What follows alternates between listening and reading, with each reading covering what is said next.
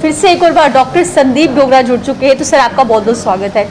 तो बिल्कुल सर, अब बात करेंगे जहाँ पे ब्लैक फंगस को भी अब एक महामारी जो है वो घोषित कर दिया गया है, तो वहाँ पे अब कितना ज़रूरी है, जहाँ सेल्फ मेडिकेशन की बात कर रहे थे, बार बार ये कह रहे थे कि किसी भी प्रकार के प्रिस्क्रिप्शन अगर आप देखते हैं तो उन्हें फॉरवर्ड ना करिए और बिना डॉक्टर की सलाह के कोई भी मेडिसिन जो है वो अपने एंड पर ना लीजिए। देखिए, ब्लैक फंगस को आज जम्मू कश्मीर में नोटिफाई किया गया है। इसका मतलब ये है कि कहीं पर भी अगर कोई ब्लैक फंगस का केस डिटेक्ट होता है किसी हॉस्पिटल में, उस हॉस्पिटल की ये जिम्मेवारी बनती है कि उसको नोटिफाई जो पोर्टल है उससे जो गवर्नमेंट है उनको इन्फॉर्म करे, उस पेशेंट की डिटेल्स जो हैं वो वहाँ से लेकर उनको वहाँ पे पोर्टल में अपलोड करें, ताकि एक हमारे पास एक सेंट्रलाइज्ड डाटा हमें तैयार हो सके कि कितने केसेस हैं हमारे, उनका प्रेजेंटेशन कैसा है, उनके सिम्टम्स कैसे हैं और उनकी मैनेजमेंट के लिए जो दवाइयाँ चाहिए वो वापस उन हॉस्पिटल को दी जाएं, ताकि उनकी मैनेजमेंट जो है वो अच्छे तरीके से हो पाए। तो ये नोटिफिकेशन बाकी स्टेट्स में भी जारी हो चुका है और आज जम्मू कश्मीर में भी इसका जो है ऑर्डर निकल चुका है और इसके तहत हमने भी अपनी तैयारी शुरू कर ली है। इसके लिए जो डेडिकेटेड नेटवर्क है इंफॉर्मेशन फ्लो का, हॉस्पिटल से लेके जो पोर्टल तक, जो गवर्नमेंट ऑफ इंडिया का पोर्टल है, उसकी पूरी तैयारी हमने आज उसका अपना पायलट रन किया और अब हम ये उम्मीद करते हैं कि किसी भी जम्मू कश्मीर के किसी भी हॉस्पिटल में, चाहे वो प्राइवेट है चाहे वो सरकारी हॉस्पिटल है, अगर वहाँ पे किसी भी पेशेंट में इसके लक्षण दिखते हैं तो वहाँ के जो डॉक्टर्स हैं वो जानकारी जो है वो हमारे साथ शेयर करें और उसके टेस्ट के बाद में अगर वो कंफर्म आता है तो उसका जो डिटेल्स हैं, उसकी जो क्लिनिकल डिटेल्स हैं, वो फिर हम लोग उनसे लेके आगे उसको भेजेंगे और जो भी मैनेजमेंट के लिए जो सर्विसेज चाहिए, क्योंकि इसमें ईएनटी सर्जन की ज़रूरत होती है, इसमें ऑप्थेल्मोलॉजिस्ट की ज़रूरत होती है, इसमें फिजिशियन की ज़रूरत होती है, तो मल्टी जो टीम जो एफर्ट होता है वो चाहिए होता है इसमें। तो रिसोर्स की पूलिंग करके हम ऐसे केसेस को बेटर मैनेज कर सकते हैं। उसके लिए जानकारी जो है हम सब जितने भी हमारे कंसर्न प्राइवेट या जो गवर्नमेंट हॉस्पिटल हैं उनमें आज से हमने ये काम शुरू किया है। जी सर, वही सवाल भी ले लेते हैं। हेलो जी मैम, अपना सवाल बोलिए। जी मैम, मुझे डॉक्टर साहब से सवाल करना था। हाँ बोलिए, सुन रहे हैं आपको। आपका सवाल क्या है? जी सर, हमें कुछ दिन पहले मेरे हस्बैंड आए थे परसों जी, तो अब हमने 4-5 दिन पहले ये टेस्ट करवाया तो वो नेगेटिव आया जी। तो अब उसको हल्की खांसी है कुछ। ठीक, अभी देखिए ऐसा है कि अभी उनको जो पॉजिटिव आए थे उनको 10 दिन तक आपने आइसोलेशन में रखना है। नहीं, हमने उसको 12 दिन तक आइसोलेशन में रखा। तो आपने अपना टेस्ट करवाया है? हाँ। अच्छा ठीक है, तो अभी आपने अपना टेस्ट करवाया 5 दिन के बाद में और आपको टेस्ट नेगेटिव आया आपका? हम सबको टेस्ट नेगेटिव आया, सबको। अच्छी बात है, ठीक है। तो इसका मतलब है कि आपको फिलहाल अभी कोविड का कोई खतरा नहीं है, लेकिन अगर आपको कोई लक्षण आते हैं, जैसे अभी आप कह रहे हैं कि आपको सूखी खांसी है। नहीं, मुझे नहीं है सूखी खांसी। किसको है फिर? जो मेरे हस्बैंड पास आए थे ना, वो नेगेटिव आ गए। जी। आज उसको 15 दिन हो गए, मगर उसको हल्की खांसी। ठीक। तो ऐसा है कि कोविड नेगेटिव आने के बाद भी कुछ लोगों में कुछ लक्षण जो हैं कुछ देर तक रहते हैं।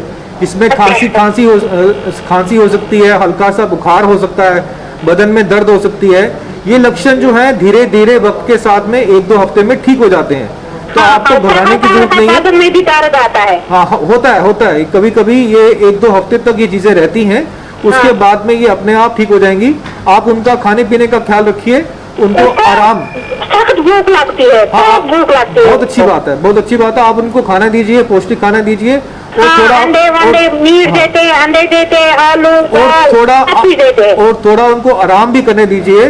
थोड़ा सा आराम भी करते हैं। आराम करें, खाना अच्छी तरह से खाएं, तो जल्दी ही ये खांसी और बाकी लक्षण जो है ठीक हो जाएंगे। और उसका हम ज्यादातर कश्मीरी काढ़ा नहीं है। हाँ दीजिए। हाँ, वही देते हैं ज्यादा। अच्छी बात। तो बिल्कुल, जहाँ हम बात कर रहे थे इस समय ब्लैक फंगस को लेकर, तो क्या सर इससे पहले भी कई ऐसे मामले देखे गए हैं जिन पेशेंट्स को इस प्रकार का फंगस होता हो? बहुत बढ़िया सवाल किया आपने। देखिए, ब्लैक फंगस हमारे लिए कोई नया नहीं है जी। ब्लैक फंगस तो एक नाम मीडिया में फैल गया, ये एक्चुअली जो टेक्निकल इसका जो नाम है वो म्यूकोरमाइकोसिस है। और ये इन्फेक्शन हम देखते आए हैं पूरे हॉस्पिटल्स में, कहीं पे भी अगर आप खास तौर से जो कैंसर के जो आपके हॉस्पिटल होते हैं वहाँ पर ऐसे केसेस बड़े आते हैं जी। तो ये जो ब्लैक फंगस जो अब इतना फेमस हो गया है, ये ऐसा एक फंगल इन्फेक्शन है जो अपॉर्चुनिस्टिक है। ये उन्हीं लोगों को अटैक करता है जिनमें जो इम्यूनिटी का लेवल जो है वो किसी भी कारण से कम है, या उनकी इन्फेक्शन से लड़ने की जो ताकत है वो किसी भी कारण से कम होती है, उनमें ऐसे फंगस जो हैं वो इन्फेक्शन होते हैं। तो खाली ब्लैक फंगस ही नहीं है, बहुत सारे फंगल इन्फेक्शन है जो इन्वेजिव या अपॉर्चुनिस्टिक फंगस होते हैं। वो ऐसे लोगों में अटैक करते हैं कि जिनमें लंबी बीमारी चल रही हो, जिनको डायबिटीज़ हो, जिनका शुगर कंट्रोल में ना हो, जो लंबी देर से कोई दवाई खा रहे हो, जैसे कोई स्टेरॉइड की दवाई खा रहे हो, जिनकी कोई ट्रांसप्लांट कोई हुआ हो, किडनी का ट्रांसप्लांट हुआ हो, या उनमें कैंसर का कोई केस होते हैं, या ऐसे कई भी मरीज जो हैं उनमें हम लोग ये फंगस के केसेस देखते रहते हैं। और ये हाँ इतना नंबर नहीं होता जितना कि अब हम देख रहे हैं। ये जो कोविड में जो ये हम देखने को मिल रहा है, इसका जो फ्रीक्वेंसी है, इसका जो नंबर है वो डेफिनेटली बहुत ज़्यादा है। लेकिन वैसे भी नॉन कोविड पीस टाइम में भी ये फंगस जो है निकलते रहते हैं। तो हम ये कह सकते हैं कि ऐसा नहीं है कि ये पहली बार देखा गया हो, ये पुराना है, ये इससे पहले भी केसेस है। सर देखिए, इस समय स्थिति ऐसी बन चुकी है कि कोई भी खबर आती है, कोई भी सिम्टम आता है, जहां हम कोविड की बात करते हैं, 198 से भी ज़्यादा वेरिएंट की बात की जा रही है उनके। तो आप समझिए कि लोग इस समय हर एक खबर को इस प्रकार से दिख रहे हैं, क्योंकि कोविड जो है अब कॉमन हो चुका है, हर घर में दिख रहा है, या पूरे हिंदुस्तान की बात करते हैं वहाँ दिख रहा है। तो वहीं पे बहुत ज़रूरी है कि आप नॉलेज तो लीजिए, लेकिन सही नॉलेज पहुंचाना बहुत ज़रूरी है। यही हम लोग देखिए, हम बहुत देर से ये बात कहते आए हैं कि दवाई अगर कभी भी बिना मतलब के या बिना रिक्वायरमेंट के ली जाएगी तो उसका कहीं ना कहीं साइड इफेक्ट आएगा जी। तो कहीं ना कहीं ये ब्लैक फंगस हो गया या वाइट फंगस हो गया, ये भी मतलब एक तरह से एग्जाम्पल्स हैं कि अगर हम सावधानी ना बरतें, सेल्फ मेडिकेशन और अपनी मर्जी से दवाइयाँ जो ले लेते हैं, और उसके साथ में बाकी चीज़ें जो हैं, देखिए कोविड में हमने कोविड के साथ साथ बाकी बीमारियों का भी ख्याल रखना है।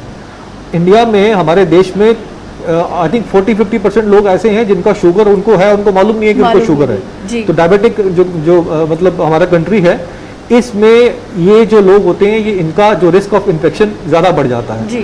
तो कोविड के साथ में ऐसे लोगों को जिनको और बीमारियां हैं, जैसे हाइपरटेंशन है या कोई दिल की बीमारी है, शुगर की बीमारी है, इनको ये भी ख्याल रखना है कि कोविड के साथ साथ में इनकी जो बाकी बीमारियां हैं वो भी कंट्रोल में रहें।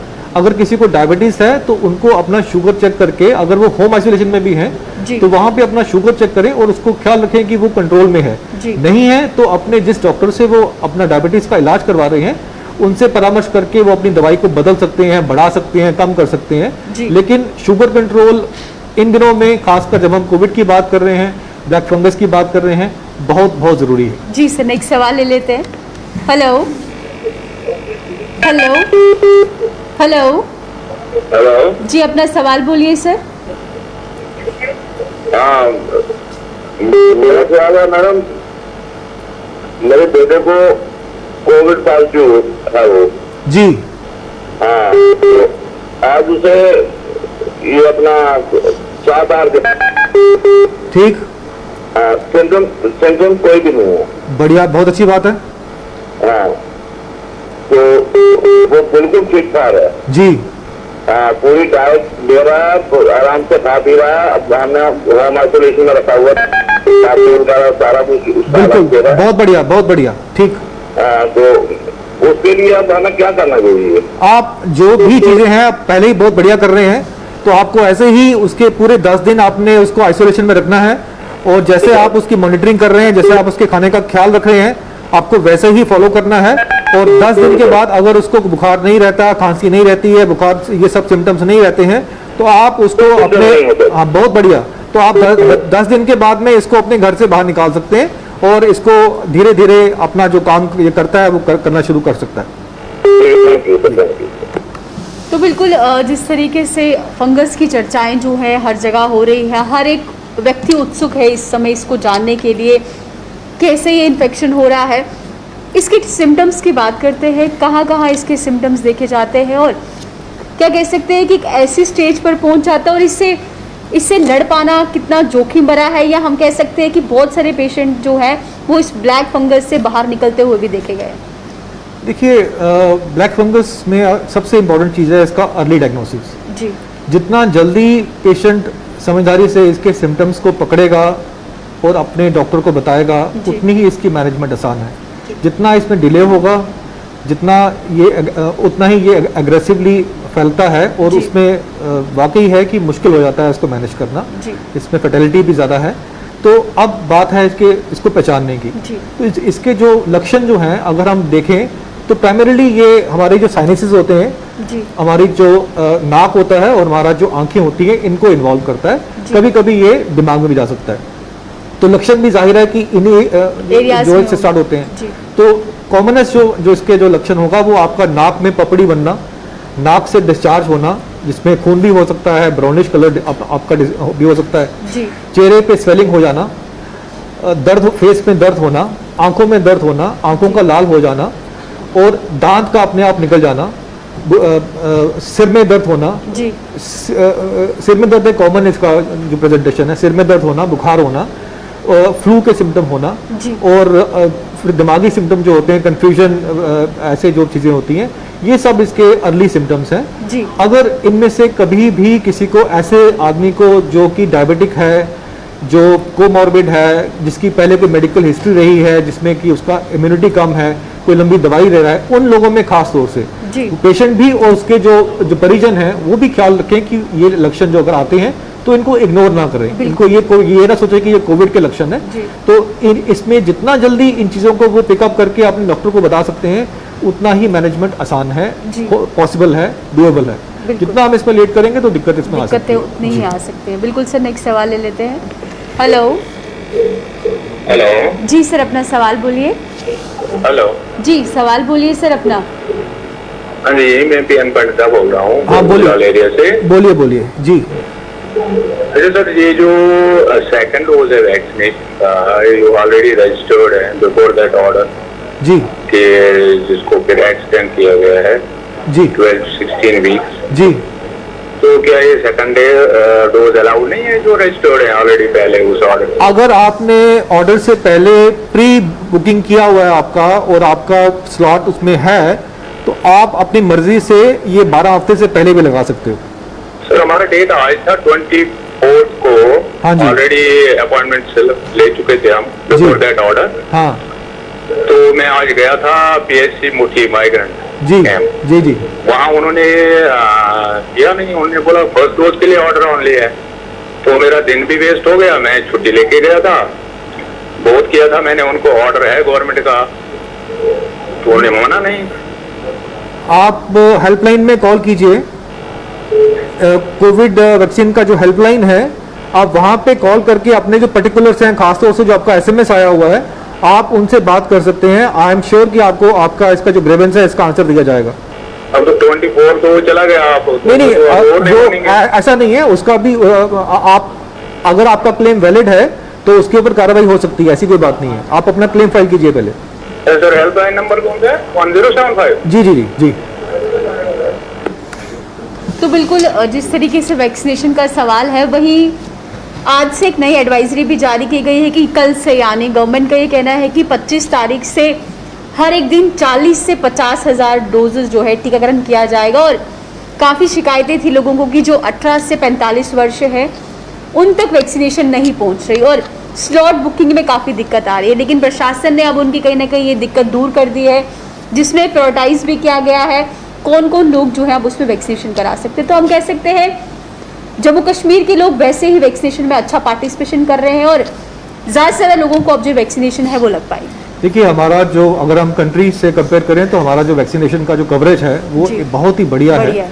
और हमने बहुत कम वक्त में अपनी जो 45 प्लस पॉपुलेशन को जो वैक्सीनेट किया है, और जिस स्पीड से 18 प्लस वाला जो ग्रुप है ये वैक्सीन के लिए खुद चल के आ रहा है, ये अपने आप में काबिल तारीफ है जी। और ज़रूरी है कि हम जब अब आप देख रहे हैं कि हमारे केसेस जो हैं वो एक लोअर अपने ट्रैजेक्टरी पे आ रहे हैं, तो ये अच्छा ट्रेंड है। और इसको आगे सस्टेन करने के लिए हमें इन लोगों पे ज़्यादा फोकस करने की इसलिए ज़रूरत है क्योंकि यही लोग हैं जो अपने घरों से बाहर निकलते हैं काम करने के लिए, चाहे नौकरी है चाहे बिजनेस है।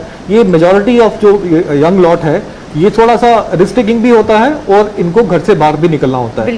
तो ऐसे लोगों को प्रायोरिटाइज करके हम आगे के जो भी एप्रीहेंशंस हैं हम उनमें अच्छी तरह से या अपनी कवरेज करके अपने आप को आगे के वक्त से बचा सकते हैं, ताकि हम आगे स्पाइक्स या जो वेव्स हैं वो ना देखें। तो ये जो ट्रेंड जो चला है कि पहले काफ़ी जोश था लोगों में आने का, हमें रोज़ बड़ी अच्छी क्वेरीज आती थी कि कब खुलने वाला स्लॉट। आप गवर्नमेंट की ओर से भी वैक्सीनेशन का जो कैंपेन जो चल रहा है, आई थिंक ये इनकी इस डिमांड को, जो लॉन्ग टर्म डिमांड थी, उसको पूरा करेगा। और हम आपके थ्रू ये अपील करते हैं कि जिसका जो भी स्लॉट आए वो अपना जल्दी से जल्दी एटलीस्ट अपना पहला वैक्सीन लगाए और मैक्सिमम लोग जो है इसमें पार्टिसिपेट करें। मिथ्स को भूलें, वो सब जो है हमने प्रूव कर दिया है, सबको पता लग गया हुआ है कि इसके जो बेनिफिट्स हैं they are far more than any side effects. वो जो भी हैं वो कम है और वो अपने आप ठीक भी हो जाते हैं। हमारे सामने एग्जाम्पल है, जितने वैक्सीन लोगों में लगे हैं हमने किसी को ऐसे सिक देखा नहीं है। तो ये अच्छा ट्रेंड है, आई एम वेरी श्योर कि लोग इसको फॉलो करेंगे आज। जी सर, नेक्स्ट सवाल ले लेते हैं। हेलो नमस्कार नमस्कार बोलिए। सर हाँ बोलिए, सुन रहे हैं आपको। जी मेरा 6 अप्रैल से 9 मई तक मेरा 3 बार पॉजिटिव टेस्ट आया सर। 6 अप्रैल से 9 मई तक। ओके, ठीक है। तो कोई सिम्टम पहले से ही नहीं था, ना आज है ना तब था। देखिए मैंने क्वारंटीन किया और 2 शॉट वैक्सीन के भी लगाए। देखिए ऐसा है कि अब मैं समझ गया आपकी बात। देखिए ऐसा है कि अभी जो नई एडवाइजरी है हमारे पास वो कहती है कि अगर आप 14 दिन तक, अगर आप पॉजिटिव आने के 14 दिन बाद तक अगर आपको कोई सिम्टम नहीं है तो आपको दोबारा टेस्ट करवाने की जरूरत नहीं होती है, क्योंकि कुछ लोगों में ये जो वायरस होता है वो डेड वायरस होता है। बार बार वो नाक से जब टेस्ट लेते हैं तो पॉजिटिव आता है, पर उसका ये मतलब नहीं होता कि आप इन्फेक्टेड हो। वो जो नाक का टेस्ट था मैंने 3-4 बार कराया, लेकिन वो नेगेटिव आता है, लेकिन वो RT-PCR आया 3 बार तक पॉजिटिव। वो इसलिए कि नाक वाले जो रैट की सेंसिटिविटी कम होती है, RT-PCR की ज्यादा होती है। आप मेरी बात समझिए कि बार बार टेस्ट मत करवाइए, इसका कोई फायदा नहीं है। आप बिल्कुल ठीक हैं, आप किसी को इन्फेक्शन नहीं दे सकते। आप अपना काम कीजिए, आपको सिम्टम नहीं है तो आप अपने आप को कोविड से मुक्त समझिए। Thank you sir, thank you ji. बिल्कुल, जैसे इनका सवाल था, इससे पहले भी आप इस बारे में बता चुके हैं कि जब आपको लगता है आप में कोई ऐसे सिम्टम नहीं है, आप एक बार कोरोना पॉजिटिव हो चुके हैं, पूरे एहतियात आपने बरते हैं, अगर आप बार बार टेस्टिंग के लिए जाते हैं, एक तरफ आप स्वास्थ्य भी है, तो जो एक डेड उसका हम कह सकते हैं कण या जो वायरस आप में है वो डिटेक्ट हो सकता है दोबारा। ये चीज़ बहुत समझने की जरूरत। देखिए बार बार टेस्ट करवा के ये एक तो रिसोर्सेज को वेस्ट कर रहे हैं। टेस्ट बेशक फ्री है लेकिन यही टेस्ट किसी और का भी हो सकता था। अब समझना ये है कि अगर 10 दिन तक जो 9 या 10 दिन तक जो वायरस रहता है नाक में, वो वहाँ से किसी और को इन्फेक्ट वो आदमी कर सकता है।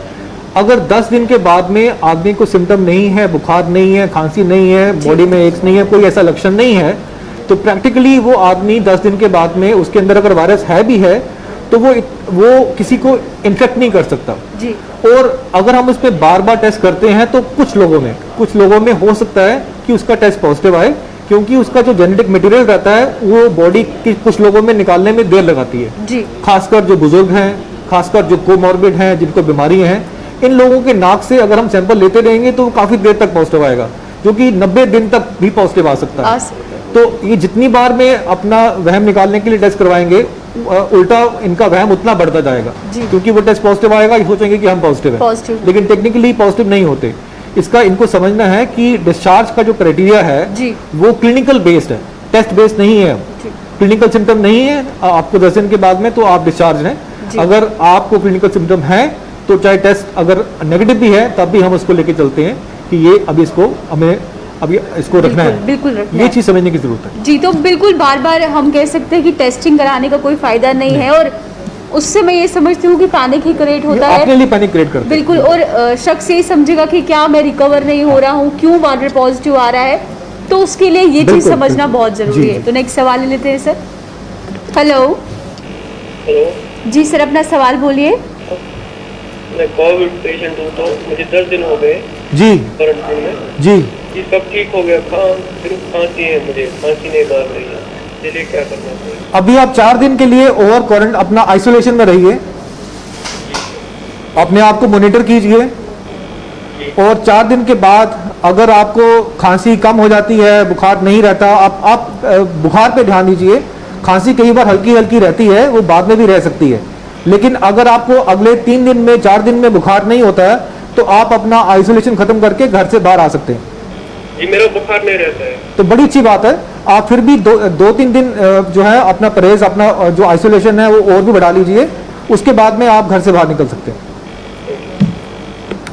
बिल्कुल, जैसे इनका भी ये सवाल है, वही मास्क पे बात करते हैं कि मास्क भी बहुत किस्म के आ चुके हैं, दूसरी लहर जो है काफ़ी घातक भी बताई जा रही है।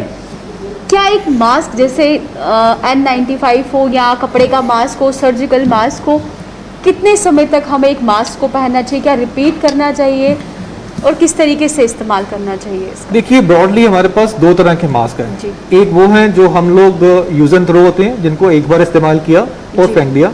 दूसरे हैं जो कि रीयूजेबल होते हैं। जी यूज एंड थ्रो मास्क जो होते हैं वो हमारे, जैसे मैंने पहना हुआ ये N95 है, या एक सर्जिकल मास्क होता है जो कि हम लोग पहले हॉस्पिटल में यूज करते थे, ट्रिपल लेयर अपना सर्जिकल मास्क। सर्जिकल मास्क और N95 जो होते हैं ये सिंगल यूज मास्क होते हैं, ये एक बार यूज करने के बाद में हमें इनको फेंकना पड़ता है। जी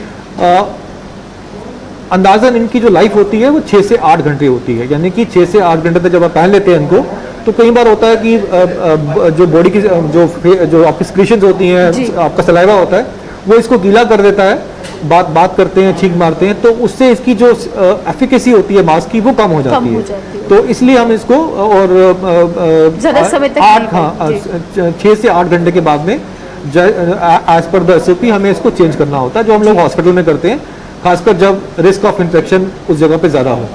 रही बात कपड़े वाले मास्क की, तो कपड़ा वाला जाहिर है कि आजकल जो कपड़े के मास्क आ रहे हैं वो भी डबल या ट्रिपल लेयर के मास्क होते हैं।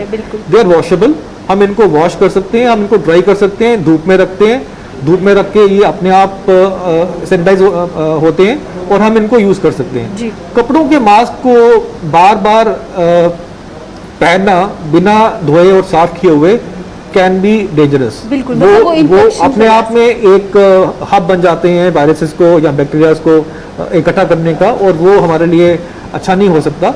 इसीलिए अगर कोई कपड़े का मास्क पहनता है तो वो कोशिश करे उसके पास 3-4 मास्क हो और वो सर्कुलेशन में उनको धोने के बाद, सुखाने के बाद में पहने उसको। जी बिल्कुल सर, तो बहुत ज़रूरी है कि मास्क का भी समय समय पर ध्यान रखा जाए, बिल्कुल। क्योंकि जैसे आपने कहा कि छींकते हैं हम, मास्क पहन के छींकते हैं, जो या मुंह से सलाइवा वगैरह आता है, तो वो भी इन्फेक्शन कहीं ना कहीं क्रिएट कर सकता है। तो सर नेक्स्ट सवाल ले लेते हैं। तो बिल्कुल बहुत ज़रूरी है इस प्रकार से मास्क पर भी ध्यान दिया जाए और इन छोटी छोटी चीज़ों को, जहाँ जो हम कह सकते हैं बारीकियों पे भी ख्याल रखें, ताकि एक हम डबल मास्किंग की बात भी कर रहे हैं, जैसे कि आप आजकल हम जानते हैं कि ये वायरस इस बार सेकेंड वेव में हम देखने को मिल रहा है हमें, ये काफ़ी ज़्यादा विरुलेंट है, काफ़ी इन्फेक्टिव है और काफ़ी ज़्यादा इसका ट्रांसमिशन रेट पहले से ज़्यादा है। तो जब वायरस अपना जीने का ढंग बदलता है तो हमको भी अपना सेफ्टी का जो प्रिकॉशन है वो बदलने चाहिए। उसी के लिए हम लोग डबल मास्किंग एडवोकेट करते हैं। डबल मास्किंग क्या है कि आपने जो अपने मुंह की जो सेफ्टी है, फेस की जो सेफ्टी है, वो डबल करनी है 2 मास्क पहनने के साथ। तो वो आप ऐसे कर सकते हैं कि वैसे तो अगर आपने N95 पहना है तो ठीक है, ये एक भी चलेगा, लेकिन अगर आप ट्रिपल लेयर पहन रहे हैं तो उसके ऊपर से आप एक कपड़े का मास्क पहन सकते हैं, या फिर आप 2 कपड़े के मास्क पहन सकते हैं, सो दैट की जो फिल्ट्रेशन कैपेसिटी है वो आपकी अच्छी हो जाए, और आपका मास्क पूरा जब आप 2 पहनोगे तो वो टाइट हो जाएगा, आपका जो लीकेज एरिया है ये सारा आपका सील हो जाता है और आपकी जो सेफ्टी है वो बढ़ जाती है उससे। बिल्कुल बिल्कुल सर, नेक्स्ट सवाल ले लेते हैं। हेलो हेलो जी, अपना सवाल बोलिए सर। अपने टीवी का सर वॉल्यूम प्लीज कम कर दीजिए और अपना सवाल बोलिए। पहला वैक्सीनेशन डोज देने के बाद क्या इम्यूनिटी पूरी हो जाती है? देखिए, पहला डोज लेने के बाद 14 या 15 दिन के बाद, 2 हफ्ते के बाद में एंटीबॉडीज बनना शुरू होते हैं। उसके बाद में 2 हफ्ते के बाद 2 हफ्ते के बाद 2 हफ्ते के बाद दूसरा लगाना। 2 हफ्ते के बाद में एंटीबॉडीज का लेवल बनना शुरू होता है और फिर वो वक्त के साथ में हर महीने बढ़ता जाता है। 2 हफ्ते के बाद एंटीबॉडी शुरू स्टार्ट, हाँ, प्रोडक्शन स्टार्ट होती है। मतलब ये है कि 2 हफ्ते के बाद वी आर सेफ। सेफ नहीं बोलेंगे आप, उसमें हम ये कहते हैं कि उसमें एंटीबॉडीज बनना स्टार्ट होती हैं और वक्त के साथ में फिर उनका लेवल बढ़ता जाता है, और दूसरी डोज के बाद में दूसरी डोज के भी 15 दिन के बाद में मैक्सिमम लेवल उनका वो अचीव कर लेती हैं। लेकिन इसीलिए हम बोलते हैं कि जब आप वैक्सीन लगा लेते हैं तो ये मत समझिए कि आप पूरी तरह से सुरक्षित हैं। वैक्सीन लेने के बाद भी आपको जो प्रोटेक्शन जो है वो मास्क की हेल्प लेनी पड़ती है, और बाकी जो कोविड एप्रोप्रिएट बिहेवियर है उनको फॉलो करना पड़ता है। वैक्सीन आपको जो एंटीबॉडीज बनती हैं वो आपको सिवियर डिजीज से बचाती हैं, वो आपको सीरियस इन्फेक्शन जो होता है कोविड से उससे बचाती हैं, लेकिन कंप्लीट सेफ्टी के लिए आपको कोविड एप्रोप्रिएट बिहेवियर फॉलो करने हैं। तो बिल्कुल जिस तरीके से कुछ लोगों के ये भी सवाल है, क्या पहला डोज देने के बाद दूसरा डोज लेना ज़रूरी है? जिन्होंने 2 लगा लिए हैं वो ये पूछ रहे हैं क्या तीसरा डोज भी लगाना है? अगर एक्चुअल बात करें डोज कितने होने चाहिए, और गैप पीरियड जो है मिनिमम हम कह सकते हैं इतना तो ज़रूर उसमें होना चाहिए। देखिए, जैसे हमने पहले भी बात किया था कि जैसे वैक्सीन के ट्रायल्स होते हैं, phase 1 trial, phase 2 trial, phase 3 trial, वैसे ही फेज 4 ट्रायल होता है। फेज 4 ट्रायल क्या है कि जब एक्चुअली वैक्सीन जो है लोगों में लगती है, लगाते हैं, तो उस पर उनका रिस्पॉन्स क्या आता है हम उसको देखते हैं। जी। साइंस की जो भी एजेंसीज हैं वो देखती हैं कि वैक्सीन लगाने के बाद में कितना इफेक्टिवनेस आया। अब अगर हम उस डाटा को देखें तो हम ये जानते हैं कि पहले ही वैक्सीन के बाद सेकंड वैक्सीन लगाने का रैशनल ये है कि second vaccine act as a booster. जी। वो पहली वैक्सीन का जो रिस्पांस होता है उसको बूस्ट करती है मैक्सिमम जहां तक पॉसिबल हो सकता है। जी। इसलिए इसमें तो कोई दो राय नहीं है कि दोनों वैक्सीन लगानी है, जी। पहले और दूसरी वाली। अब बात करते हैं उसके अंतराल की। तो पहली वैक्सीन के बाद में जब हमने पहले जो इंटरवल था वो 4 हफ्ते का था। जी। 4 हफ्ते के बाद में जिनको वो वैक्सीन लगा, जब उनका वो टाइटर देखा गया कि उनका सेफ्टी लेवल कितना है, तो वो एक वैल्यू थी जो हमें मालूम थी। जी। फिर बाद में एक नया ट्रायल्स हुए जिसमें देखा कि क्या अगर हम इस वैक्सीन की जो इंटरवल को बढ़ाते हैं तो क्या हमें इसका कोई फायदा होता है। जी। तो जब हमने इस वैक्सीन के इंटरवल को 12 हफ्ते तक बढ़ाया तो देखा गया कि उसमें एक सिग्निफिकेंट इंप्रूवमेंट होती है उसकी इफेक्टिवनेस की। जी। यही मतलब रीजन है कि इसके बीच का जो इंटरवल है वो बढ़ाया गया, क्योंकि पहली डोज के बाद में आदमी को 60-70% प्रोटेक्शन जो है वो मिलती है, और जब सेकंड डोज लगाते हैं तो वो बढ़ के 80 के भी ऊपर चले जाती है। जी। ये इसका रैशनल है। तो बिल्कुल जहाँ पे वैक्सीनेशन को लेकर काफ़ी सवाल है, तो हम ये कह सकते हैं कि वो क्लियर होते हुए अब लोगों को समझ आ रहे हैं। तो वही समय हो चुका है एक छोटे से ब्रेक का, तो जल्द लौटते हैं ब्रेक के बाद।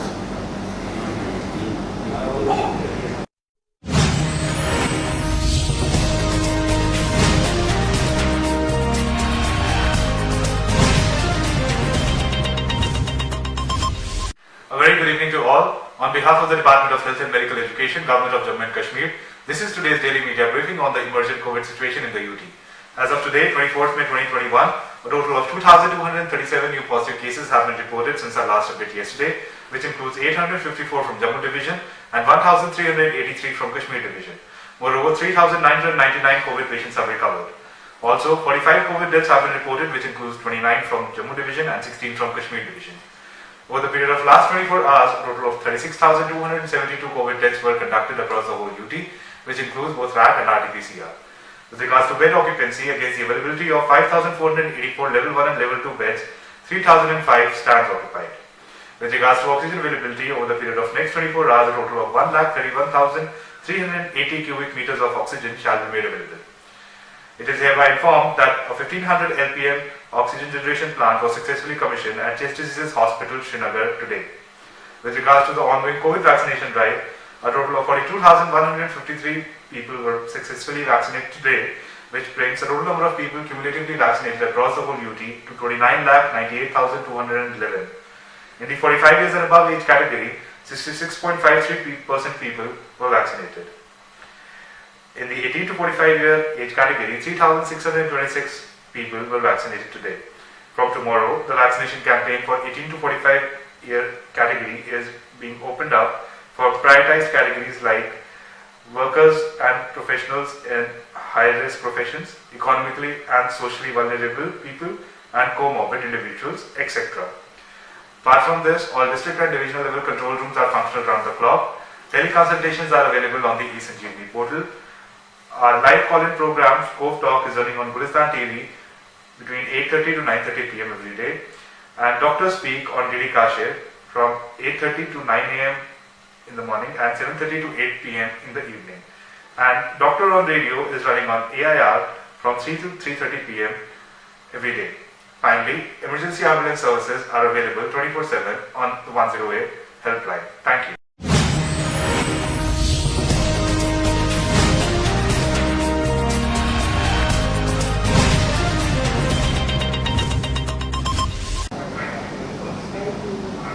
ब्रेक के बाद फिर से आप सभी का स्वागत है। तो बिल्कुल सर, जिस तरीके से मास्क पर हम बात कर रहे थे, वही बात करते हैं black fungus, white fungus, yellow fungus, variety of fungus देखे जा रहे हैं। क्या ये एक ही फैमिली से रिलेटेड है? क्योंकि मोस्टली फंगस की कैटेगरी में बात करते हैं। रंग बेशक हम इनके अलग अलग कह रहे हैं, लेकिन है तो वाकई में फंगस। ये सब के सब ब्रॉडली अपॉर्चुनिस्टिक फंगस हैं जी। जिनको मौका चाहिए आदमी को इन्फेक्ट करने का। मौका हमको तब मिलता है जब हमारी जो इन्फेक्शन से लड़ने की जो ताकत है वो किसी भी कारण से कम होती है। जी। कोविड भी उस कारण में से एक नया कारण आया है, लेकिन जी। पहले बहुत सारे कारण थे जिसमें कि हम पहले भी इन फंगस को देखते थे। इन कारणों में था कि अगर किसी का कैंसर है, किसी को उसका इलाज चल रहा है, लंबी दवाई चल रही है, लंबी स्टेरॉइड्स की दवाई चल रही है, जी। या किसी का ऑपरेशन हुआ है, किडनी का ट्रांसप्लांट हुआ है, लिवर का ट्रांसप्लांट हुआ है, कोई मेजर सर्जरी हुई है, जिसके कारण उनके बाद में जो उनकी जो इम्यूनिटी है, जो उनकी इन्फेक्शन से जो ताकत होती है वो कम होती है। उस केस में ये जो फंगस है पहले भी इन्फेक्शन करते आए हैं और अब इनको एक कोविड नया जो 19 है वो एक नया मिल गया। जी बिल्कुल सर, वही नेक्स्ट सवाल ले लेते हैं। हेलो। हेलो। जी सर, अपना सवाल बोलिए। हाँ, डॉक्टर साहब से बात। हाँ बोलिए, क्या सवाल है आपका? सुन रहे हैं आपको। हाँ सर, मैंने वैक्सीन किया था पहले। जी। वैक्सीन किया था तो मुझे एनर्जी बढ़ गई थी। बहुत बढ़िया। 1.5 महीने के बाद मैंने हाँ। दूसरा वैक्सीन किया तो मुझे बहुत वीकनेस आ गई और खांसी भी हुई। अच्छा, ठीक है। देखिए ऐसा है कि हाँ। मेरी जो दिन में चक्कर आने लगे। जी। ये क्या वजह है डॉक्टर साहब? देखिए ऐसा है कि वैक्सीन के बाद 2 या 3 दिन तक ऐसे लक्षण आ सकते हैं, चाहे पहली वाली हो। कई लोगों को दूसरी वैक्सीन के बाद में इस तरह के जो साइड इफेक्ट्स होते हैं वो ज़्यादा दिखते हैं हमें। उसमें इस तरह से घबराहट आना या सर दर्द होना, बुखार आना या बदन में दर्द रहना, ये चीज़ें हो सकती हैं, लेकिन ये कुछ दिनों के लिए रहती हैं, ये ज़्यादा देर तक नहीं चलती हैं। आप सिर्फ अपना खाने पीने का ख्याल रखिए, थोड़ा आराम कीजिए कि लक्षण जो आपको आ रहे हैं टेम्पररी हैं और ये वक्त के साथ में सब ठीक हो जाएंगे। जो फायदा आपको वैक्सीन लेने से हो रहा है, आराम ही कर रहा हूँ। हाँ, आप थोड़ा सा आराम कीजिए और थोड़ा वक्त दीजिए अपनी बॉडी को। वैक्सीन जो है अपना जब काम करती है तो इस तरह के लक्षण आते हैं, तो घबराने वाली बात नहीं है। थोड़ी देर मैंने सर कोरोना टेस्ट किया, वो नेगेटिव आ गया सर। कोरोना चलो ठीक है, वो तो अच्छी बात है, कोरोना नेगेटिव आया, लेकिन ये वैक्सीन के अपने भी कुछ ऐसे रीजन रहते हैं जिसमें ये लक्षण आते हैं। वीकनेस हाँ, हो सकता है। तो आप इसमें थोड़ा सा पेशेंस रखिए और वक्त के साथ में वेट कीजिए, आपके सब ठीक हो जाएंगे। इसमें घबराने की बात नहीं है। बिल्कुल, जैसे इनका सवाल है कि इन्हें इस प्रकार के जो है देखने को मिल रहे हैं। बहुत सारे ऐसे और भी लोग हैं जो कहते हैं कि वैक्सीनेशन के बाद हमें फीवर दिखने को मिल रहा है। क्या इसमें घबराने वाली ज़रूरत है या हमें समझना चाहिए कि इसके पीछे साइंस क्या है। वैक्सीन एक फॉरेन सब्सटेंस है। हमने वायरस का जो है हमने एक एंटीडोट ये निकाला है कि हम बॉडी को तैयार करते हैं आर्टिफिशियल तरीके से कि अगर नेचुरल वायरस इस आदमी में अटैक करे तो बॉडी पहले से तैयार हो उसको कंट्रोल करने के लिए। अब जब ये तैयारी होती है तो वैक्सीन जब हम देते हैं तो एंटीबॉडीज बनती हैं, हमारा जो इम्यून रिस्पॉन्स है वो हरकत में आता है जी। उस हरकत में ये लक्षण जो हैं ये आ सकते हैं, नहीं भी आ सकते हैं। कई लोगों को नहीं आते हैं, कई जो स्ट्रॉन्ग जिनकी इम्यूनिटी होती है उनमें ज़्यादा भी आ सकते हैं, उनको थोड़ा सा स्ट्रॉन्ग रिस्पॉन्स भी हो सकता है। ये एक्सेप्टेबल साइड इफेक्ट्स हैं और ये वेरी करते हैं पर्सन टू पर्सन, उम्र के हिसाब से, कोई बीमारी के हिसाब से या जो मतलब जगह के हिसाब से, कहाँ का बाहर का, यूरोप के में शायद अलग होगा, अमेरिका में अलग होगा, अफ्रीकन में अलग होगा। तो ये अलग अलग तरह के सिम्टम्स होते हैं, इनसे डरने की जरूरत नहीं है। हम जब छोटे बच्चे को 6 हफ्ते में टीका लगाते हैं तब भी उसको बुखार होता है, डरते नहीं है हम, क्योंकि इसका फायदा जो है वो बहुत ज़्यादा है इस छोटे से वक्त के दर्द के लिए। तो ये समझना चाहिए और हमें इनसे घबराना नहीं है। अपने खाने पीने का ख्याल रखना चाहिए, थोड़ा आराम करना चाहिए, वक्त देना चाहिए बॉडी को एक वापस नॉर्मल लेवल में आने का, और वक्त के साथ में ये सब चीज़ें ठीक हो जाती हैं। जी सर, नेक्स्ट सवाल ले लेते हैं। हेलो। जी अपना सवाल बोलिए सर। हेलो। जी सवाल बोलिए सर अपना। हाँ जी मैम, डॉक्टर साहब से सवाल करना था प्लीज। आप बोलिए, हम सुन रहे हैं आपको। कहिए क्या सवाल है आपका। हाँ जी डॉक्टर साहब, ये मुझे आपका ये मतलब जो वायरस है ये ट्रांसमिट करने में how long does it take? For example अगर कोविड टेस्ट कराने जाता है तो वो क्यू में खड़ा होता है, अगर उसमें कोई पॉजिटिव होता है हाँ। तो वो कितना टाइम लगता है उसको ट्रांसमिट होने में? बहुत बढ़िया सवाल किया, बहुत बढ़िया सवाल। बहुत और and one more thing is if somebody is going in a flight, let's say from Srinagar to Delhi, so it takes hardly one and a half hour without इसमें, and instead of that अगर कोई मतलब दिल्ली से London चला जाता है जो 12-13-14 घंटे की फ्लाइट है, या यूएस जाता है जो 24 घंटे की फ्लाइट है, यानी कि अगर 5-6 घंटे में कोई फ्लाइट में रहता है उसमें कहते हैं कि ट्रांसमिट होने में। बहुत बढ़िया सवाल किया आपने। देखिए, कोविड का इन्फेक्शन होने के लिए दो चीज़ें बड़ी ज़रूरी हैं। एक कि जो पॉजिटिव पेशेंट है उसका वायरल लोड कितना है और आपकी और उसके बीच की दूरी कितनी है। अब इन दोनों के लिए जो हमारा कोविड एप्रोप्रिएट बिहेवियर है वो हमें शुरू से बताता है कि हमने मास्क पहनना है ताकि उसका जो भी वायरस का जो उसका वायरल लोड है हम उससे बचें डायरेक्टली, क्योंकि इसका जो इन्फेक्शन वो आपका नाक से मुंह से ही होना है।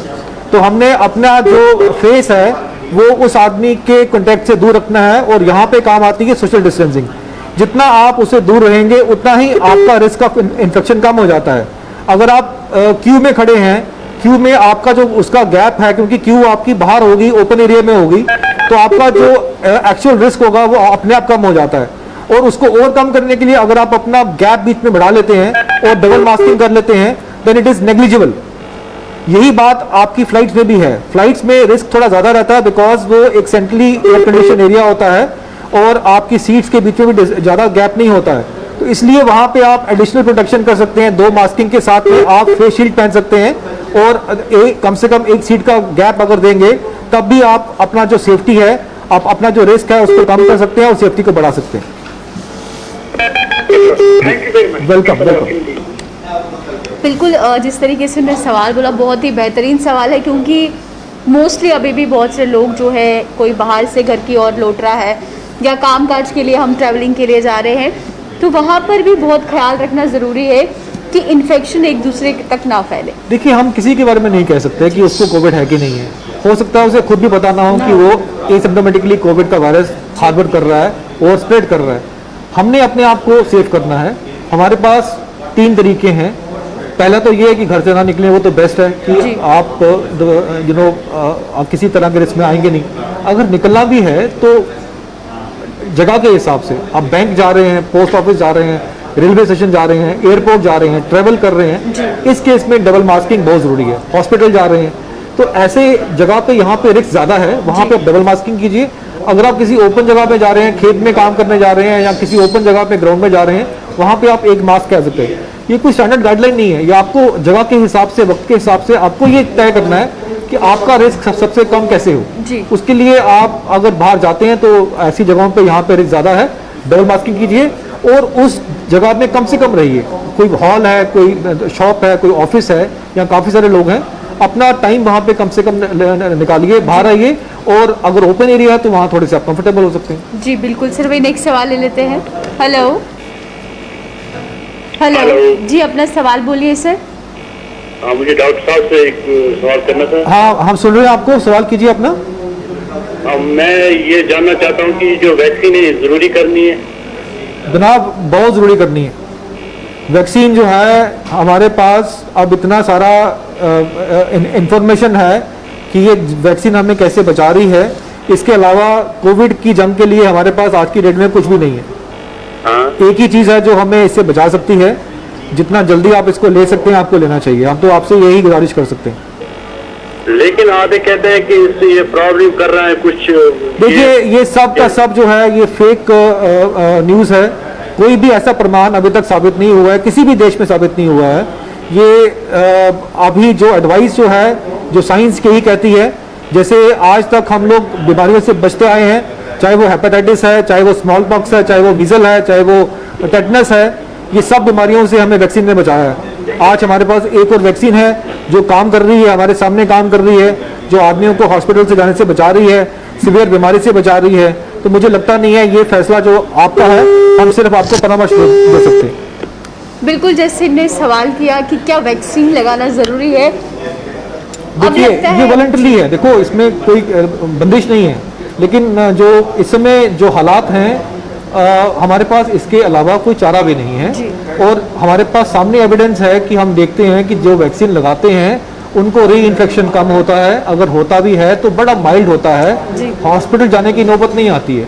आज की डेट में जो हालात हैं, जिस तरह से आप हॉस्पिटल में की बातें सुनते हो, ऑक्सीजन की बातें सुनते हो, उस सब के बाद में ये सवाल जो है मुझे लगता नहीं है इसको अब ज़्यादा गौर करने की इस पर ज़रूरत है। जिसको मौका मिलता है, जिसका नंबर आता है, जो एलिजिबल है, उसको वैक्सीन लगाना चाहिए, अपनी सेफ्टी के लिए, अपने घर वालों की, अपने बच्चों की सेफ्टी के लिए। जी बिल्कुल बिल्कुल सर, नेक्स्ट सवाल ले लेते हैं। Hello hello hello. तो बिल्कुल वैक्सीनेशन इस समय बहुत तादाद में जम्मू कश्मीर के युवा लगा रहे हैं, समझ चुके हैं इस समय क्या अहमियत रखती है वैक्सीनेशन, क्योंकि वैक्सीनेशन के अलावा कोई और विकल्प भी नहीं है। जहां हम ये तो कह रहे हैं कि कोविड का एप्रोप्रिएट बिहेवियर आप अपनाइए, हाइजीन रहिए, खाने पीने पे ध्यान रखिए, लेकिन उतनी ही ज़रूरत मैं कह सकती हूँ या उससे ज़्यादा ज़रूरत जो है वो वैक्सीनेशन की है। देखिए वैक्सीन का एक सबसे ज़्यादा जो बात हम जो अभी लोगों को भी पता नहीं है, हमारे पास ये रिलायबल एविडेंस है कि वैक्सीन चेन ऑफ ट्रांसमिशन को ब्रेक करता है। जी। मतलब कि अगर मैंने वैक्सीन लगाया है तो मुझे अगर कभी एसिम्प्टोमेटिक री इन्फेक्शन होता भी है तो ये एक बड़ा स्ट्रॉन्ग एविडेंस है कि मैं उसको आगे फैला नहीं पाऊंगा। जी। वो इन्फेक्शन मेरे तक ही रहेगा, आगे नहीं जाएगा।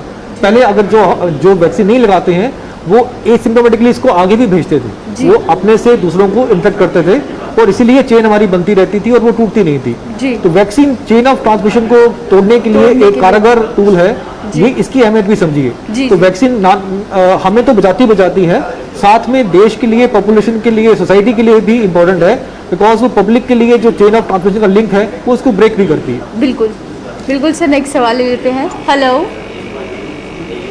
हेलो हेलो हेलो जी, अपना सवाल बोलिए सर। जी डॉक्टर साहब से बात। हाँ बोलिए बोलिए, सुन रहे हैं आपको, बोलिए। सर आप बोलो मुझे, मैं 18 अप्रैल को पॉजिटिव निकला। कौन सी डेट? पहला डोज में कब? कौन सी डेट पे पॉजिटिव आए? 18 अप्रैल। 18 अप्रैल।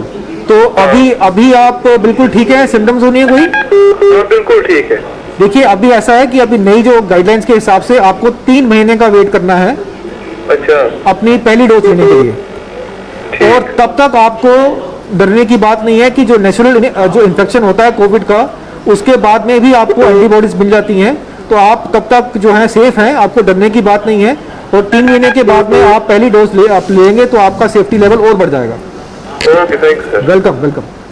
बिल्कुल, जिस तरीके से आपने कहा कि वैक्सीनेशन जो है खासतौर पर जहाँ एसिम्प्टोमेटिक की बात करते हैं, एक व्यक्ति को अगर इन्फेक्शन हो भी जाता है आगे फैलने में रोक रही है, तो इस समय हर कोई यही चाहता है कि इस चेन को किसी ना किसी तरीके से तोड़ा जाए, क्योंकि जो व्यक्ति अगर घर जाता है वैक्सीनेट होगा, अगर इन्फेक्शन इन केस उससे हो भी जाता है, परिवार तक नहीं फैल पाएगा, बच्चों तक नहीं फैल पाएगा, या कोई बुजुर्ग वहाँ पर है जिन्हें कोई दिक्कत है, तो वही इस समय प्राथमिकता है। और हम ये कह सकते हैं बहुत इंपॉर्टेंट भी है इस समय वो चीज़। इनका सवाल बड़ा इंपॉर्टेंट था। देखिए जैसे कि अब ये कोविड से बाहर आए हैं जी, और अब ये पूछ रहे हैं कि इनको पहला वैक्सीन क्या लगाना है। कई लोगों में ये डर रहता है कि हमारा 3 महीने का जो गैप है काफ़ी ज़्यादा है, तो कहीं हमें इसके बीच में ना इन्फेक्शन हो जाए। यहाँ मैं ये बताना चाहूँगा कि नेचुरल कोविड इन्फेक्शन भी एक इम्यूनिटी देता है, जो नेचुरल इम्यूनिटी होती है कोविड के री इन्फेक्शन से। यानी कि जिसको जो कोविड होता है, वो जब कोविड से बाहर निकलता है तो उसको भी 2-3 महीने तक में दोबारा से इन्फेक्शन होना बहुत कम होता है। तो ये रीजनेबली खुद भी बचे रहते हैं री इन्फेक्शन के लिए। ये भी रीज़न है कि हमने 3 महीने का जो गैप दिया है वो इसलिए दिया है कि नेचुरल जो सेफ्टी है वो भी बरकरार रहे। उसके बाद में जब ये पहली डोज लें तो इनका एंटीबॉडी लेवल और बढ़ जाए। तो ऐसे केसेस में पहली जो डोज होती है वो बूस्टर की तरह काम करती है, और सेकंड जो डोज है उसको और भी बाद में इम्प्रूव कर देती है। जी सर, नेक्स्ट सवाल ले लेते हैं। Hello hello hello hello. तो बिल्कुल बहुत फ़ायदेमंद है वैक्सीनेशन और लगानी भी चाहिए, और इस समय बहुत से लोग जो है वो काफ़ी इंतज़ार भी कर रहे थे, और वैक्सीनेशन हमें नहीं लगता कि इस समय वो समय है कि जहां हम सवाल उठाएं, क्योंकि मोस्टली जहां इतनी पॉपुलेशन लगा रही है और बचाने के लिए सिर्फ वैक्सीनेशन ही लगा सकते हैं। तो वही साथ में ये भी हम ये भी क्लियर करना चाहेंगे कि ऐसे कौन से केसेस हैं यहाँ पे फिलहाल वैक्सीन की जो एडवाइजरी जो है वो नहीं है। तो सबसे पहले हालांकि देखा गया है कि फॉरेन कंट्रीज़ में, यूरोप में, यूएस में प्रेग्नेंट वुमेन को वैक्सीन लगाने की बात की जा रही है, लेकिन फिलहाल हमारे पास ऐसा डाटा नहीं है कोविशील्ड और कोवैक्सीन के लिए जिसमें हम इनकी सेफ्टी को एस्टेब्लिश कर पाएँ। तो फिलहाल प्रेग्नेंट वुमेन में अलाउड नहीं है, एडवाइजेबल नहीं है। लैक्टेटिंग वुमेन जो होती हैं, ब्रेस्ट फीडिंग मदर होती है, उसमें हमने अलाउ कर दिया हुआ है। इसके बाद में किसी भी व्यक्ति को अगर कोई ऐसी सीरियस एलर्जी है कि हिस्ट्री रही हुई है जिसमें कि किसी खाने से या किसी चीज़ से उनको एलर्जी है, खासतौर से किसी दवाई से अगर एलर्जी है, तो ऐसे लोगों को हम अभी कॉशन करते हैं कि उनको पूरा जानकारी अपना चेकअप करवा के डॉक्टर से बात करके ही वैक्सीन लेनी चाहिए। और तीसरा जो है कि अगर किसी को कोई भी बीमारी है, वो किसी भी कारण हॉस्पिटल में भर्ती है, उसका इलाज चल रहा है, दवाई चल रही है, उसको सिम्टम्स आ रहे हैं, बीमार है, कोविड-19 पॉजिटिव है, इन सब केसेस में भी फिलहाल हम लोग वैक्सीन को रोकने की बात करते हैं, उसको डेफर करने की बात करते हैं कम से कम 3 महीने के लिए। जब तक वो ठीक ना हो जाए उसके बाद 3 महीने का वेट कीजिए, उसके बाद अपना पहला टीका लगवाइए। जी सर, नेक्स्ट सवाल ले लेते हैं। Hello hello. जी सर, अपना सवाल बोलिए। हाँ जी, डॉक्टर साहब से हाँ बोलिए, सुन रहे हैं आपको। सवाल क्या है आपका? बोलिए, सुन रहे हैं आपको, बोलिए। हाँ जी, ऑनलाइन कॉलिंग कर रहे। जी, अपना सवाल बोलिए सर। हाँ, ये पूछना था कि पेशेंट है और उनको ना जो बीपी की प्रॉब्लम है और थायराइड की प्रॉब्लम है, तो उनको टीका भी लगा हुआ। बिल्कुल लगाना चाहिए उनको। बीपी का होना या ये अपना थायराइड का होना कोई भी ऐसा रीजन नहीं है वैक्सीन ना लगाने का, आपको जरूर वैक्सीन लगानी चाहिए। हाँ जी, हाँ जी।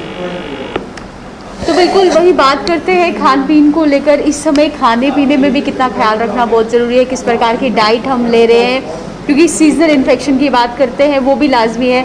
अब बरसात का मौसम भी आगे आने वाला है, तो डाइट पर ध्यान देना भी कितना ज़रूरी है सब। देखिए, बीमारी से बचने के लिए भी और बीमारी से निकलने के लिए भी डाइट एक क्रिटिकल इम्पॉर्टेंट चीज़ है। तो अब आज की अगर बात हम करें कोविड में, जैसे कि कोविड में बहुत लक्षण ऐसा है कि बॉडी पूरी की पूरी कमज़ोर हो जाती है, बदन टूटता है, जॉइंट्स में दर्दें होती हैं, मन खराब रहता है, सर दर्द रहती है, नौशिया रहता है, उल्टी आने का मन करता है। ये सारे सिम्टम्स जो हैं ये आमतौर से देखे जाते हैं। अब जितना हम अपने आप को अंदर से अपना ताकत दे पाएंगे, खाना अच्छा खा के, पौष्टिक खाना खा के, पूरा अपना होलसम जो हम जिसको बोलते हैं जो फूड बोलते हैं वो खाने से, फ्रूट खाइए और अपना जो हाइड्रेशन है, पानी का लेवल जो है, पानी टॉक्सिन जो उसको वॉश करने में हेल्प करता है, तो हाइड्रेशन का ख्याल रखिए, किसी भी तरह से पानी पीजिए, वक्फे कम अपना गैप्स में पानी पीजिए, खाना खाइए। ये सब चीज़ें जो हैं इनडायरेक्टली हमारी बॉडी को ऐसे इन्फेक्शन से, ऐसी बीमारियों से रिकवरी में हेल्प करती हैं और रिकवरी का पीरियड जल्दी शॉर्ट करती हैं और हमें जल्दी से बाहर निकालती हैं। जी बिल्कुल सर, वही नेक्स्ट सवाल ले लेते हैं। हेलो जी, अपना सवाल बोलिए सर। हाँ जी, एक्चुअली मेरे 2 सवाल है मैम। बोलिए, पहला सवाल बोलिए। पहला सवाल ये है कि ये जो 2 वैक्सीन के बीच में गवर्नमेंट इतनी लंबी गैप रखी है, ऐसा क्यों हुआ? ओके। और दूसरा सवाल सर मेरा ये है कि जो सरफेसेस होते हैं, सरफेसेस पर ये वायरस कितनी देर तक रहता है? कि सर्जरीज में? दूसरा सवाल दोबारा बोलिए। सर मेरा पहला सवाल है। नहीं वो ठीक है, अपना सेकंड क्वेश्चन बोलिए। इसमें जो इतनी लंबी गैप है, ऐसा क्यों गवर्नमेंट ने ठीक है, और आपका दूसरा सवाल क्या है? सर दूसरा सवाल है कि जो सरफेसेस होते हैं सर सरफेस पर ये वायरस कितने देर तक रहता है? चलिए, मुझे आपका पहला सवाल समझ में आया। आपने पूछा कि 2 वैक्सीन के बीच में जो अंतराल है उसको इतना बढ़ा क्यों दिया गया है। हाँ जी, हाँ जी। इसका जवाब ये है कि जब वैक्सीन लॉन्च होती हैं तो साथ साथ उनके ट्रायल्स भी होते हैं जिनमें उनकी इफेक्टिवनेस को जांचा जाता है कि क्या उनका जो रिस्पांस है वो ठीक है या क्या हम उसको बढ़ा सकते हैं।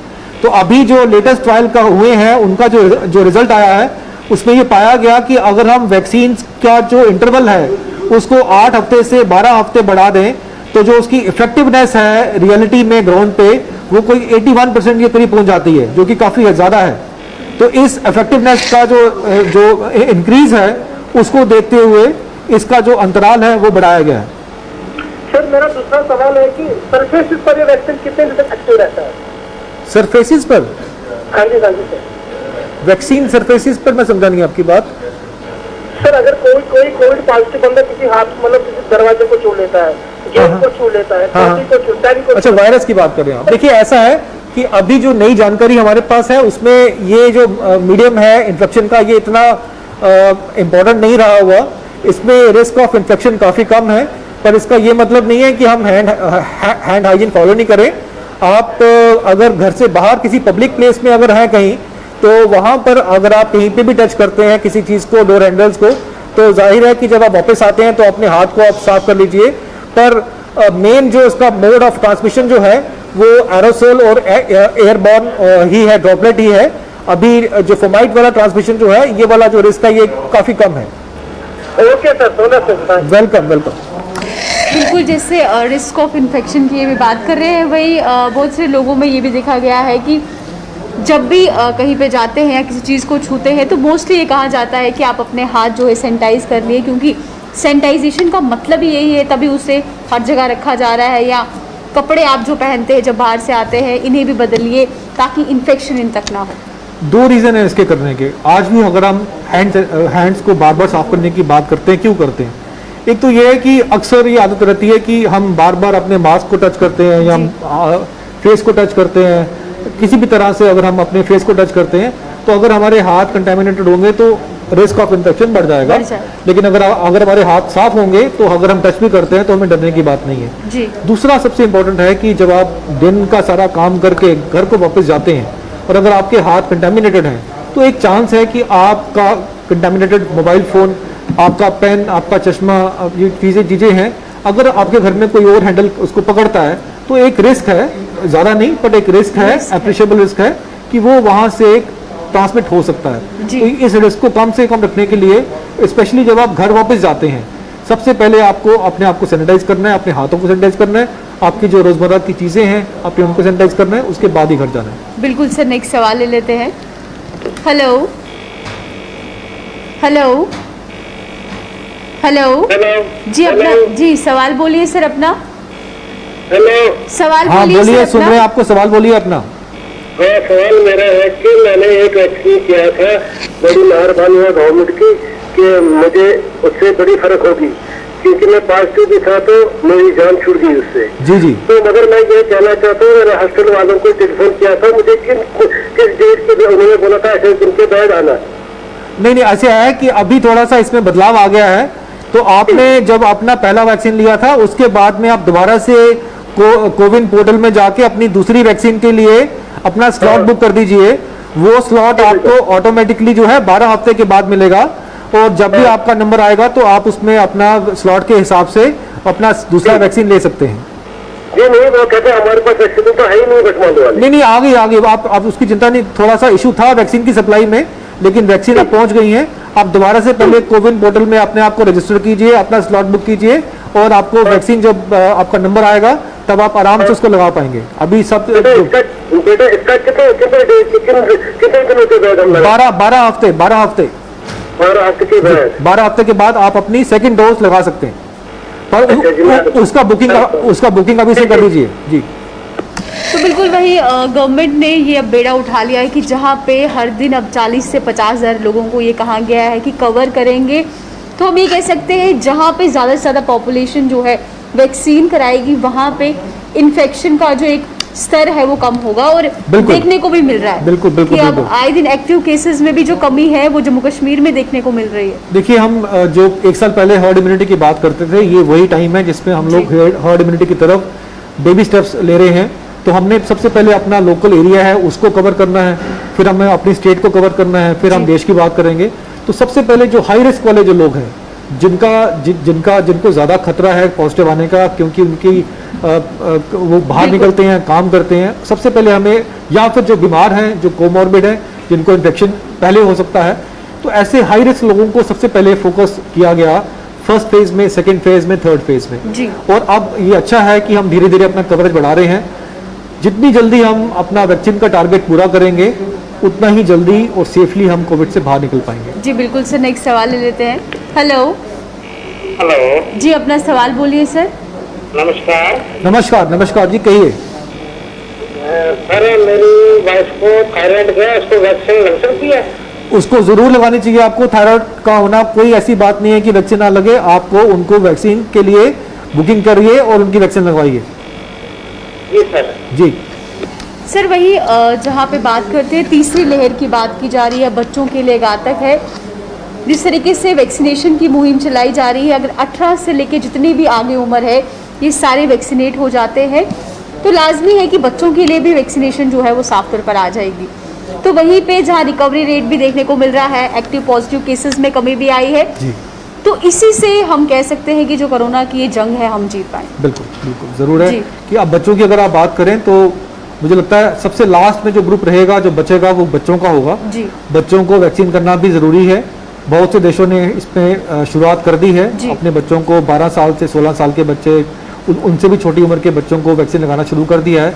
हमारे देश में भी कर्नाटका में पहला जो ट्रायल शुरू हो गया, जिसमें 20 बच्चों को वैक्सीन लगाया गया जी। है। और काफ़ी सारे जो वैक्सीन के बाकी वाले जो मेक्स हैं वो भी अपने डिफरेंट फेजेस में इसकी जो ट्रायल्स हम शुरू करने वाले हैं।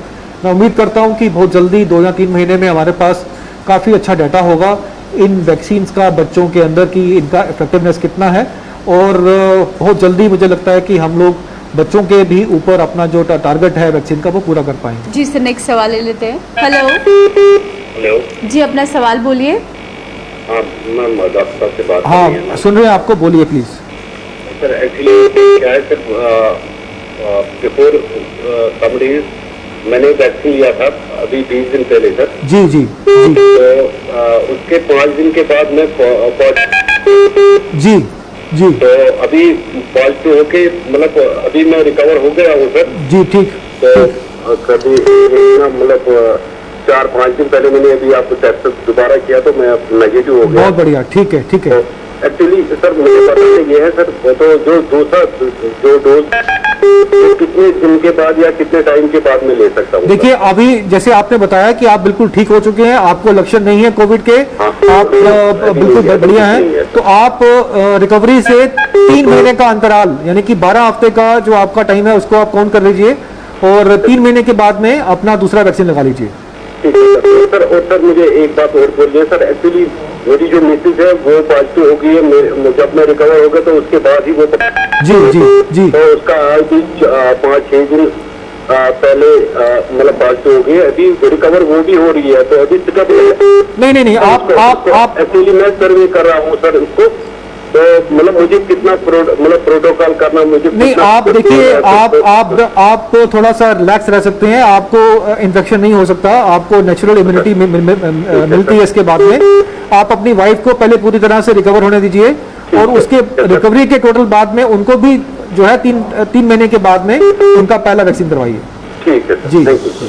तो बिल्कुल सर, वही अब समय हो चुका है अलविदा लेने का। तो बड़े सवाल जो है वैक्सीन को लेकर आए हैं। उम्मीद यही करते हैं कि ज़्यादा से ज़्यादा वैक्सीनेशन हो सके और जिस तरीके से केसेस में कमी देखने को मिल रही है, और वो दिन भी ज़रूर आएगा जब 0 पे जो केस है वो दिखने को मिलेंगे। तो वही सर, और मुझे दीजिए इजाज़त, तो फिर करेंगे मुलाकात। नमस्कार। नमस्कार।